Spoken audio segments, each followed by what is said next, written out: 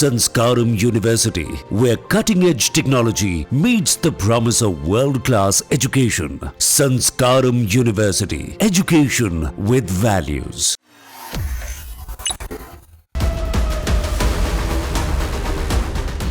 इस वक्त हम खड़े हैं भारत पाकिस्तान सरहद के साथ लगते गुरदासपुर ज़िला में। इस साइड जहां पर मेरा हाथ जा रहा है, आपको कुछ चीज़ें यहां पर दिखेंगी।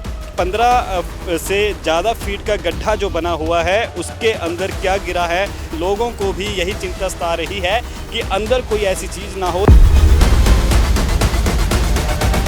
इस वक्त हम खड़े हैं भारत पाकिस्तान सरहद के साथ लगते गुरदासपुर ज़िला में, जहां पर मिसाइल गिरी, रॉकेट गिरी या क्या गिरा, जिसकी यहां पर अभी आपको कुछ चमक दिखा सकते हैं। क्योंकि इस साइड जहां पर मेरा हाथ जा रहा है, आपको कुछ चीज़ें यहां पर दिखेंगी कि चमक रही हैं। अब ये क्या चीज़ है, ये जांच के बाद ही जो तथ्य सामने आएंगे उससे पता चलेगा। क्योंकि शायद कैमरा उतना फोकस ना पड़ पाए, क्योंकि इस वक्त दोपहर की धूप निकली हुई है और यहाँ पर जो ये 15 से ज़्यादा फीट का गड्ढा जो बना हुआ है, उसके अंदर क्या गिरा है।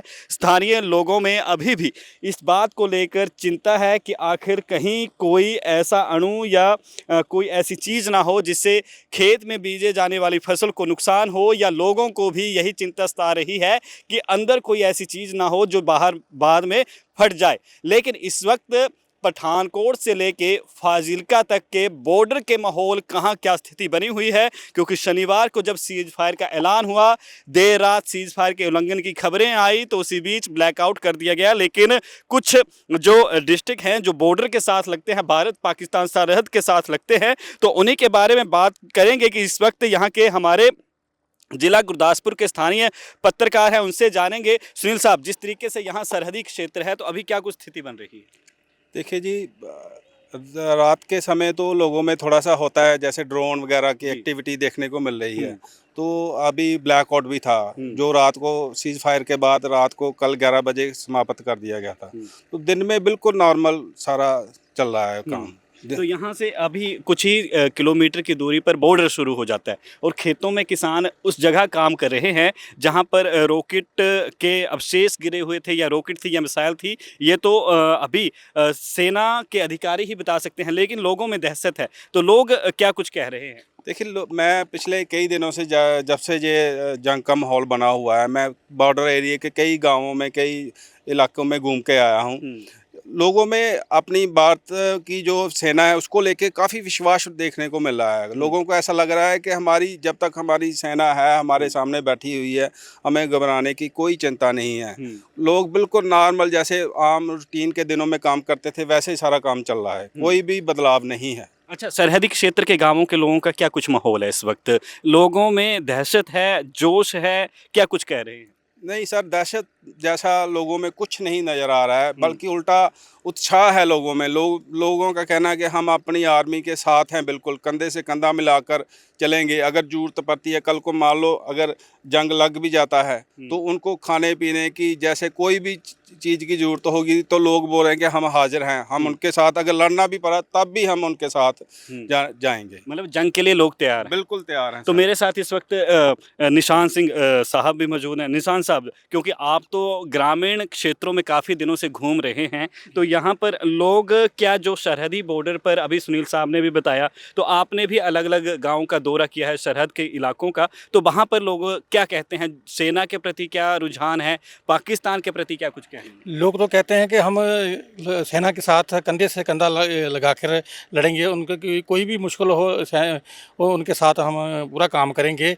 जो आर्मी है ना, आर्मी का पूरा साथ देंगे। उन लोगों ने आर्मी का उत्साह बढ़ाया हुआ है कि किसी की तरह की कोई भी जंग के वक्त कोई भी संभावित जंग होता है तो हम हर तरह की जो सहायता करेंगे। जहाँ तक कि लोगों ने गाँवों तक जो ब्लैकआउट होता है, रात को जो CCTV कैमरे हैं वही उनको भी बंद किया है। जो सोलर लाइटें गाँवों में लगी हुई हैं उन पर भी बोरीजा को कपड़ा डालकर उनकी लाइट भी बंद कर दी है।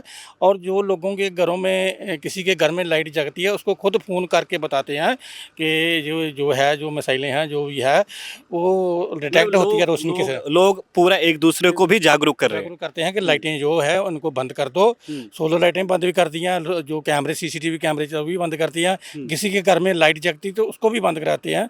कैमरे भी बंद, जो सभी है, जो मोबाइल भी नहीं चलाने देते क्योंकि लाइट मोबाइल की भी रोशनी होती है।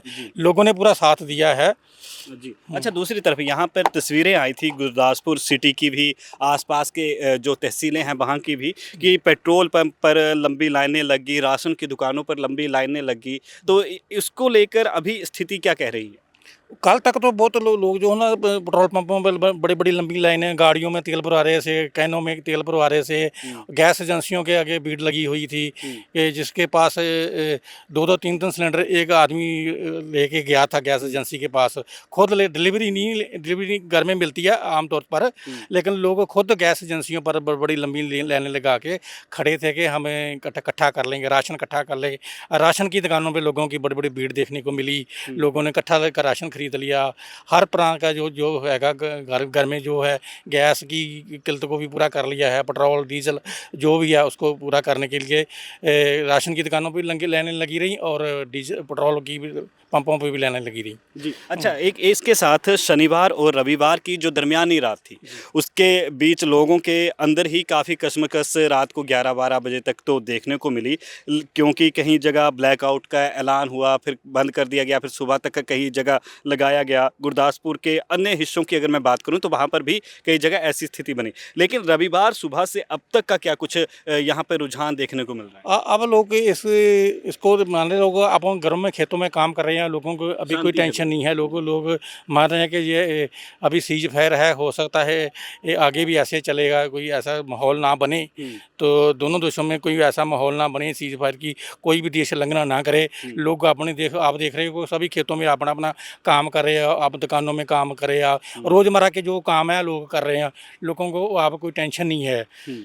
जी। तो निशान साहब ने भी हमें बताया कि किस तरीके से यहाँ पर हालात बन रहे हैं, क्योंकि आप देख सकते हैं कि गांव-गांव पहुंचकर दैनिक जागरण इस वक्त ग्राउंड जीरो पर पहुंचकर सरहदी क्षेत्रों पर देख रहा है, क्योंकि एक तरफ भारत पाकिस्तान के बीच तनाव की स्थिति और दूसरी तरफ डोनाल्ड ट्रंप साहब के बयान और उसके बाद भारत और पाकिस्तान के प्रतिक्रम। तो कुल मिलाकर अभी भविष्य के गर्भ में है, कुछ स्पष्ट तो नहीं है, लेकिन स्थिति कब क्या होगी फिलहाल सब यही दुआ कर रहे हैं कि जंग ना छिड़े और शांति बनी रहे। इसी से दोनों मुल्कों की आवाम को और हुक्मरानों को शायद सही फ़ायदा है।